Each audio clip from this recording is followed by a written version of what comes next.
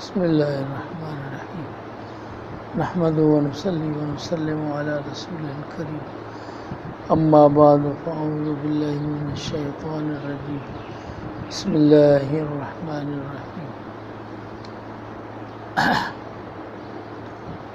إنا أنزلنا التوراة فيها هدى ونور يحكم بها النبيون الذين أسلموا للذين هادوا والربانيون والأحبار بما استحفظوا من كتاب الله وكانوا عليه شهداء ولا تخشوا الناس واخشوا ولا تشتروا بآياتي ثمنا قليلا ومن لم يحكم بما أنزل الله فأولئك هم الكافرون صدق الله العظيم اللهم صل وسلم وبارك على سيدنا ومولانا محمد وعلى آله وسلم كما تحب وترضى كما تحب وترضى सूरह माइदा में अहकामात जो ज़िक्र है जेके अहकाम हिल्लत हुरमत जा उन्हनि जो ज़िक्र आहे त हलाल ऐं हराम जा मामलात अहिड़े तरीक़े सां यहूद जे मथां तंबीहात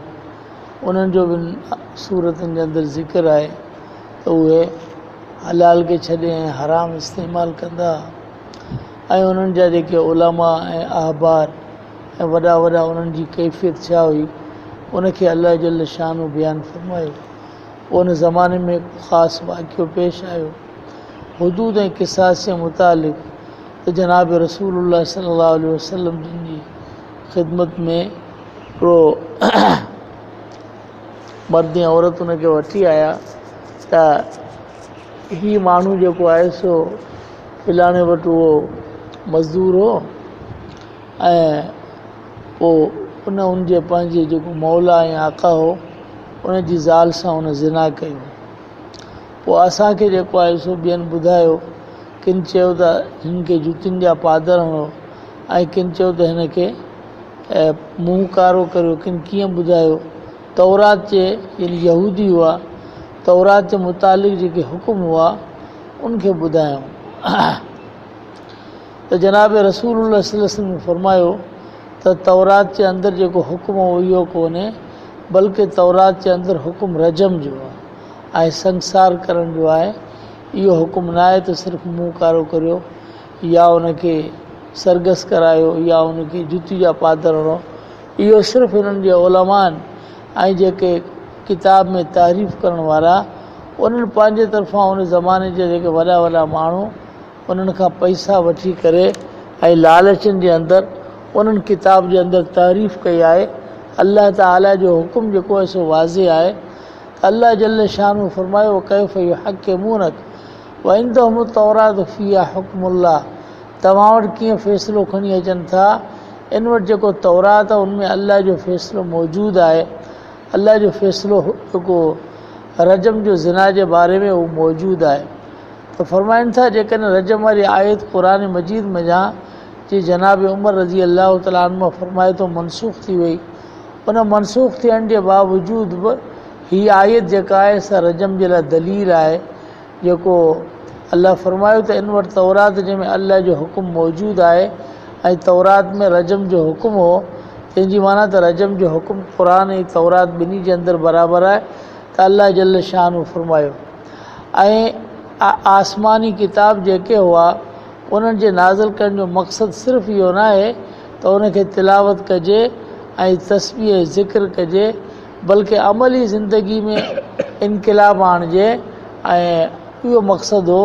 इन करे अल्लाह जल शान फरमायो त तौरात जेको असां नाज़िल फरमाई उनमें हिदायत बि हो ऐं रोशनी बि हुई ऐं यहकुम बिहा नबीयून लज़ीन असलमू वल्लज़ीन हादू जेके माण्हू ताबेदार यहूदी हुआ उन्हनि जे लाइ उन्हनि जा उलमा वग़ैरह उहे हिन सां फ़ैसिला कंदा हुआ। यहकुम जी माना फ़ैसिला करणु त तौरात सां फ़ैसिला थींदा ऐं तौरात में अहकामात हुआ त क़ुरान मजीद बि अल्लाह जो किताब आख़िरी किताब आहे ऐं अल्लाह ताला जो कलाम आहे। जेकॾहिं हकम ऐं फ़ैसिला आहिनि त बि इहो क़ुरान आहे। क़ुरान सां ई फ़ैसिला थींदा क़ुरान जा ई अहकाम जेके दुनिया में नाफ़िज़ थींदा मक़सदु इहो ई आहे। इनखे अल्लाह जल शान बयानु इन्ना अंज़लना तौरात फ़ीहा हुदन व नूर, बेशक असां नाज़िल की तौरात जंहिंमें हिदायत ऐं रोशनी आहे। हिदायत आम माण्हुनि जे लाइ, रोशनी यानी अहकामात वाज़े वाज़े ऐं खुला आहिनि। यहकुमु बिहिन नबियुन अल्लज़ीना अस्लमू, फ़ैसिलो कनि था हिन सां नबी अल्लज़ीना अस्लमू, उहे जेके ताबेदार हुआ, लिल्लज़ीना हादू, उन्हनि जे लाइ जेके यहूदी हुआ।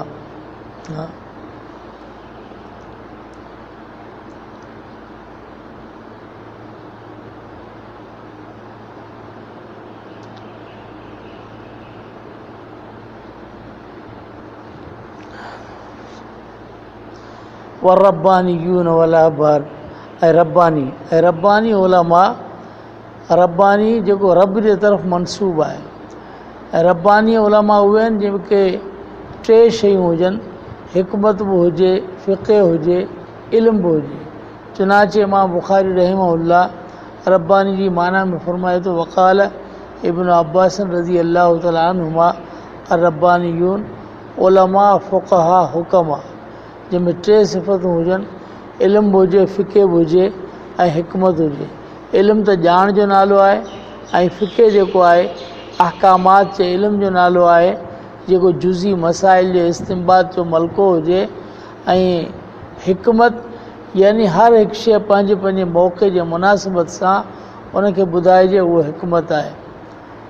वल अहबार ऐं उलमा बिमस्तौफ़िज़ू मिन किताबिल्लाहि मिन शै, बेसबबनि जे जो हिफ़ाज़ कया विया अल्लाह ताला जे किताब खां। वकानू अलैहि शुहदा, ऐं हुआ उन जे मथां निगहबान।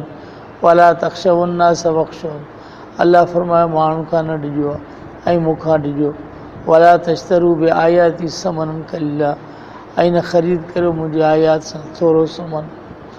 सॼी दुनिया क़ुरान मजीद जे या अल्लाह ताला जे अहकाम जे मुक़ाबले में थोरी क़ीमत आहे, इन करे हिनखे समन कलील चयो वियो आहे। इहो मक़सदु न आहे त समन कलील न वठो, बाक़ी ज़्यादा भले वठो। वमन लम यहकुम बिमा अंज़ल अल्लाह, जंहिं न फ़ैसिलो कयो हुन सां जेको अल्लाह नाज़िल फ़रमायो। व उलाइका हुमुल काफ़िरून, पोइ इहे ई काफ़िर ऐं कुफ़र कंदड़ आहिनि। अल्लाहुम्मा सल्ली